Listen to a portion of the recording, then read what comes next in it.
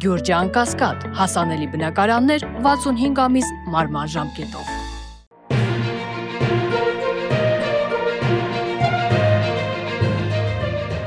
Ադրբեջանական էլիտայի մասնակցությամբ կոռուպցիոն սկանդալ Մեծ Բրիտանիայում աշխարհաքաղաքական խաղեր Արաքսի ափին։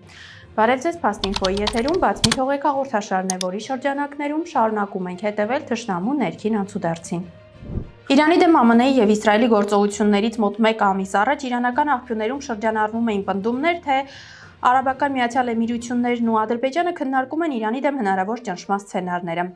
Այդ ֆոնին ԱՄԷ-ում անցկացվել էին համատեղ զորավարժություններ, որոնց ընթացքում մշակվել էին լեռնային, ծովային եւ գետանցման գործողություններ։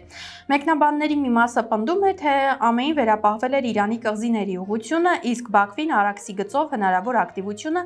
թյուրքախոսաբնակ նահանգների ուղղությամբ։ Իրանական մեդիան նաև ուշադրություն է հրավիրում Ալիևի կապերի վրա Իրաքյան Քրդստանի ղեկավարության Վլադիմիր Զելենսկիի եւ հակաիրանական այլ շրջանակների հետ, կոչ անելով ուշադիր հետևել Բաքվի եւ նրա դաշնակիցների քայլերին տարածաշրջանային լարվածության պայմաններում։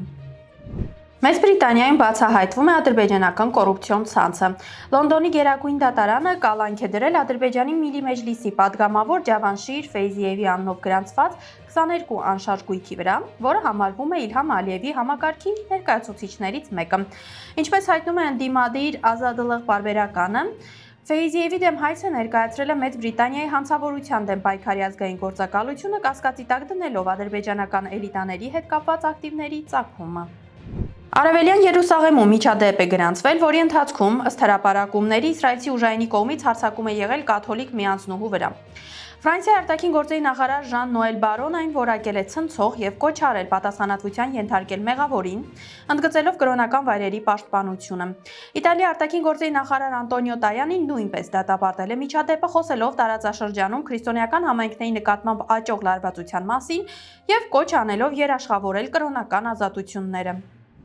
Թուրքիայում էլ բարձր գնաճ է արձանագրվել։ Թուրքիայի վիճակագրական ինստիտուտի տվյալներով ապրիլին սպառողական գների ինդեքսը աճել է 4.18%-ով, իսկ տարեկան գնաճը կազմել է 32.37%։ Վերջին հրապարակված տվյալների համաձայն Թուրքիան աշխարհում գնաճի մակարդակով 5-րդն է, զիջելով միայն Վենեսուելային, Հարավային Սուդանին, Իրանին եւ Արգենտինային։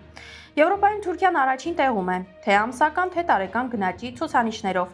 Տարածաշրջանային համեմատությամբ Ռումինիան երկրորդ տեղում է, իսկ Ուկրաինան երրորդ եւ միջին տարեկան գնաճը մոտ 2.3% է։ Ընդհանուր հաշվարկներով բազմաթիվ երկրներում տարեկան գնաճը նույնիսկ ավելի ցածր է, քան Թուրքիայում արձանագրված ամսական աճը ապրիլին, ինչը ցույց է տալիս երկրի տնտեսության բարձր գնային ճնշումները։ Բարձր գնաճի ֆոնին Թուրքիայում արտահերթ ընտրությունների պահանջը հասել է պատմական առավելագույնի։ Այս մասին հայտարարել է Անքար կենտրոնի տնօրեն Մերտ Ուզունսոյը, հղում անելով վերջին հետազոտության արդյունքներին։ Նրա խոսքով անմիջապես ընտրությունների գնալու պատրաստ է բնակչության շուրջ 60%-ը։ Ուզունսոն նշում է, որ ցուցանիշը կայուն է, տատանվելով 58-ից 60%-ի սահմաններում եւ չի նվազում, ինչը ըստ նրա Թուրքիայի Հանրապետության պատմության ամենաբարձր մակարդակն է։ Հատկապես ուժեղ պահանջը նկատվում է 2025 թվականի մարտի 19-ից Իմամօղլուի ձերբակալությունից հետո։ Թեև իրավական առումով ընտրությունների անցկացումը կախված է խորհրդարանական ուժերի դասավորությունից, փորձագետների կարծիքով իշխանությունների համար գնալով դժվար է դառնում անտեսել հանրային պահանջը։ Ադրբեջանում այսուհետ կարող են ձերբակալել մուրացկանության համար։ Նախագահ Իլհամ Ալիևը հաստատել է վարչական իրավախախտումների մասին օրենսգրքում կատարված փոփոխությունները։ Մուրացկանության դեպքում նախատեսվում է նախազգուշացում կամ 100-ից 200 մանատ տուգանք։ Եթե այդ միջոցները բավարար չլինեն, հնարավոր է նաև վարչական կալանք մինչև 10 օր։ Անչափահասներին ներգրավելու դեպքում սահմանվում է 200-ից 500 մանատ տուգանք կամ մինչև 15 օր կալանք։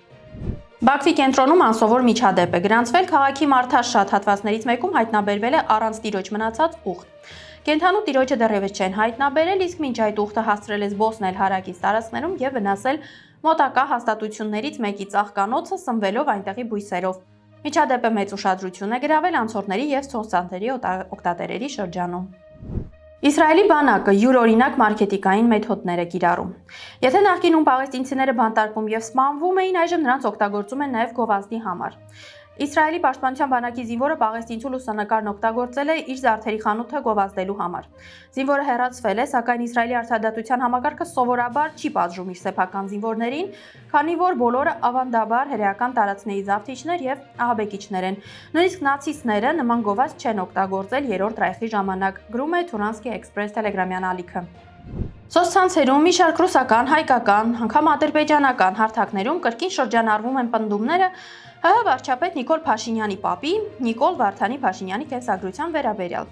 Թուրանսկի Էքսպրես ադրբեջանական տելեգրամյան ալիքը գրում է, որ հրապարակումների համաձայն տարբեր արխիվային բազաներում հայտնաբերվել են տվյալներ, ըստ որոնց 1913 թվականին ծնված Նիկոլ Փաշինյանը Երկրորդ համաշխարհային պատերազմի տարիներին կարող էր ծառայած լինել գերմանական բանակի կազմում գործող հայկական լեգիոնում։ Որոշ հրապարակումներ հղում են անում Պոդվիգ Նարոդը եւ Մեմորիալ բազաներին, նշելով, թե այնտեղ առկա փաստաթղթերում հիշատակվում է թշնամու հետ համագործակցության մասին։